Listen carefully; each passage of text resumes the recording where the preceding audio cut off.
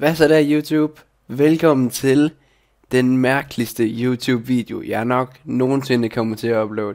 Det bliver en kort en af slagsen, og den bliver mærkelig, og den bliver virkelig sjov. Det var i hvert fald sjov at optage den kort periode, den nu varede. Men som I kan se på skærmen, så var jeg var i gang sammen med et par venner med at spille en helt normal pro-kamp. Vi fik et frispark ud for feltet, lige inden dommeren tillægstid. I første halvleg, det fik vi ikke lov til at sparke helt præcis som vi tænkte os. Men nu har I hørt på mig nok. Nu kommer live reaktionen, hvor vi alle er ved at dø af grin. Så jeg håber I vil nyde det. Gør dig. Skyd.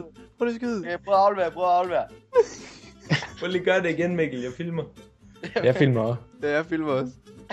Jeg har filmet det fra starten af. Okay, nu får jeg det på den der tredje. Okay. Kom så, Bender.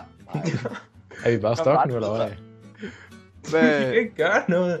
Der bliver sgu da snart flottet til halvleg. Jeg kommer lige hen. Nej, ikke når der er frispark. Jamen seriøst, jeg trykker kryds, gør det samme. Altså, Tror du ikke, de andre, de tænker?